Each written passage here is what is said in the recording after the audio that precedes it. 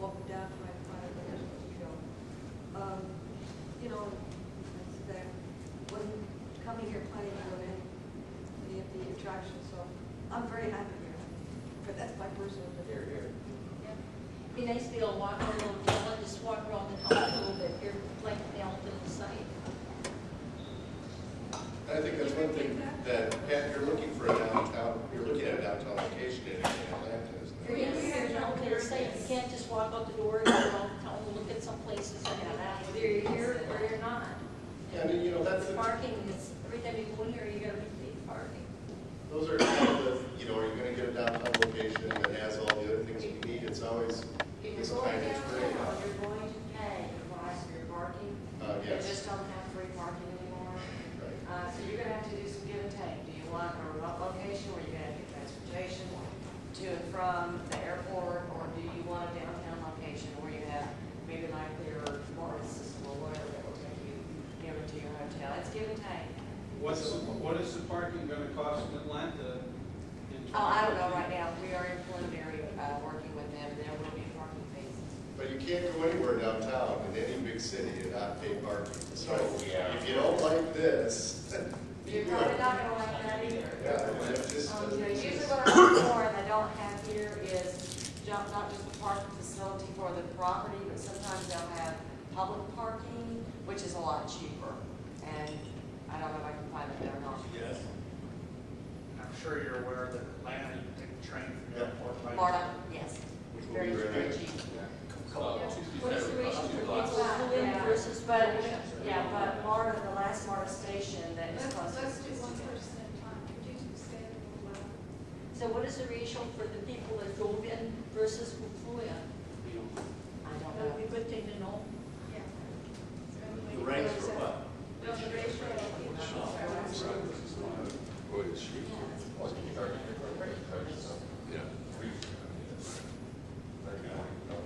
Carol, did you?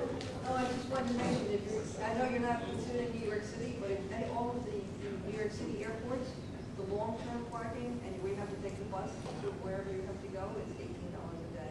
That's long-term, that's the cheapest rate. And if you're in the city at all, somewhere, depending on where you're, anywhere between $15 and $80 a day. Uniform. Okay, well, thank you for the feedback. I'm sure we'll take that into consideration when we're looking at locations for the youth. So we're going to move on now to the next agenda item, which is D-Day North event changes. Mike, that was really about. Yeah, that's just for the membership to be aware of the fee day changes with July 2013. Fee day rated tournaments have to use fee day goals, and dorm tournaments should be using that now. And I assume that is the case, Carol, for dorm tournaments. For norm tournaments, I assume that it absolutely is the case that norm tournaments should be using fee day rules now. Especially somebody who works. So that's just information. Yeah. Okay, thank you.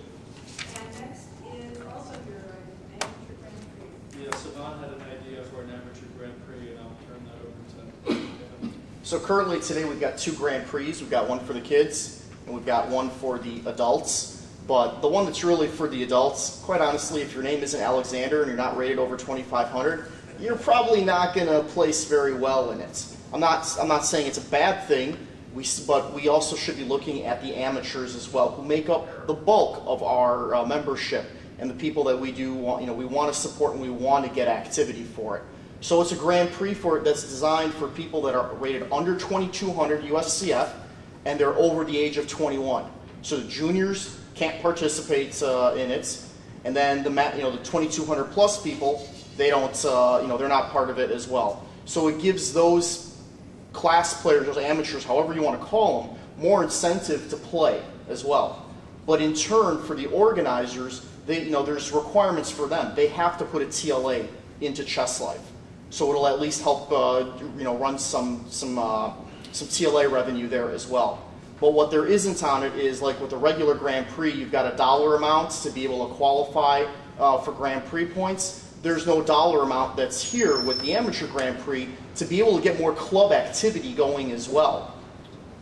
The only requirement is that it has to have a minimum of 3 rounds.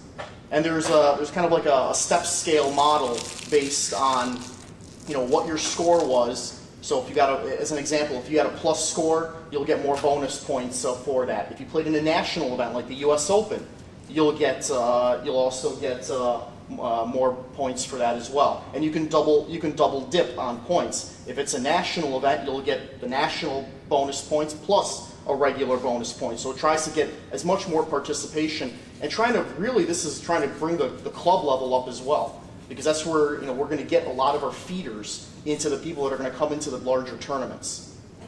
Okay, do you have your idea written up? Yes, I'm told by Bill Hall that it's been presented to the board. Yeah. If it has not, I will forward a copy of it to the entire board. And I'll do that after this meeting is done. Have you talked with Mike Nolan on how to? Yes. He just left. Okay.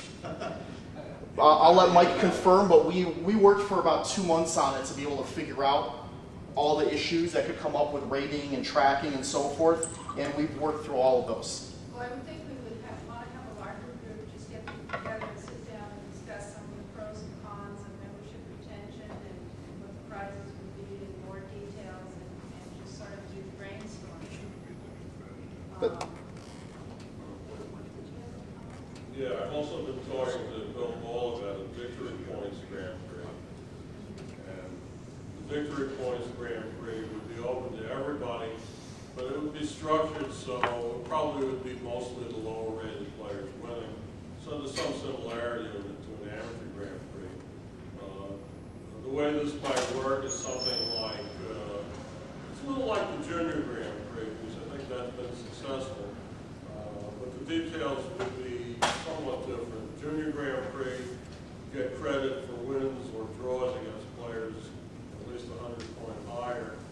The Victory Points Grand Prix, you only would get credit for wins, and you get credit for wins over opponents at least 50 points high. Also, there'd be a time control requirement. The Junior Grand Prix encourages young players to play more slowly. Events have to be slower than game 60. The Victory Point Grand Prix, we were talking about having a requirement of at least game 90, although another possibility might be to have tiers like 1 point for game 60, 2 for game 90, 3 for game 80, and 4 for 5 hours and up, something like that. But basically the idea is you shouldn't be able to rack up a lot of points by playing fast, simply because so many fast games can be played in a short period of time. It should encourage a slower play. But this sounds like the winners could be class prizes as well as lower rated nationals. The highest rated In players. this Grand Prix, the highest rated players would be allowed, but they would have a tough time. I mean, for instance, if your rating is 2650, how many times are you going to play somebody who's rated at least 2700? And remember, you have to win. High-rated players tend to draw. So the way this is structured, high-rated players will have a tough time with it. But, you know, if you're somebody like Jay Bonin who plays an unbelievable number of games, you might win anyway. But most high players are really going to have trouble.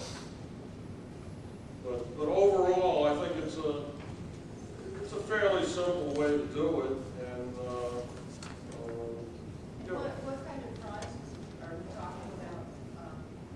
So with the Amateur Grand Prix, we've got prizes that there's actually 2 tiers of prizes. There are under prizes for, like, you know, under 2,200, under 1,900. It's all going to be books and equipment, except for the top 2 male and female players, which will also include US Open hotel and entry fee as well. I'd rather have money, but,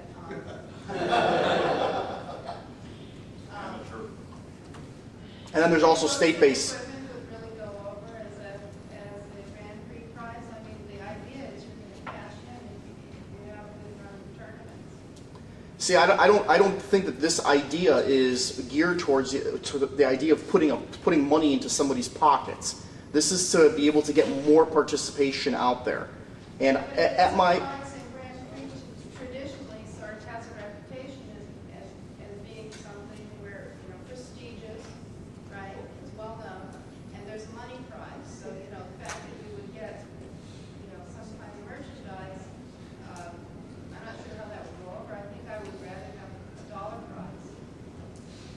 That's something that can be, those are details that we can discuss and tweak.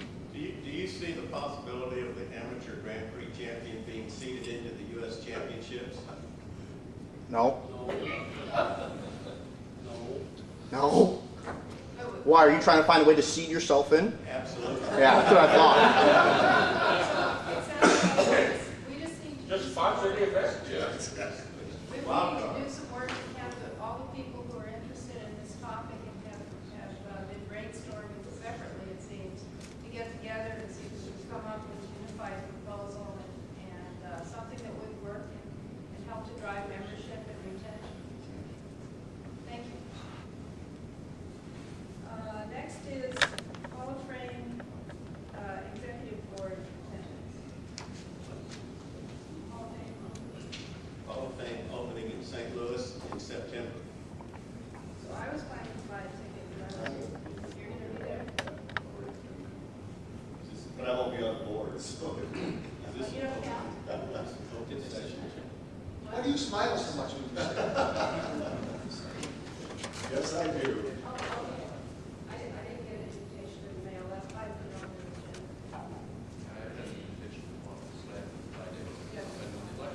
Okay. You can come, you don't have to.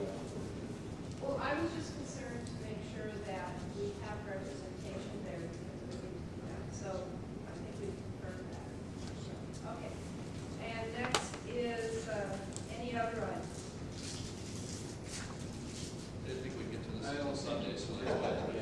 Okay, I've got a game to play at noon.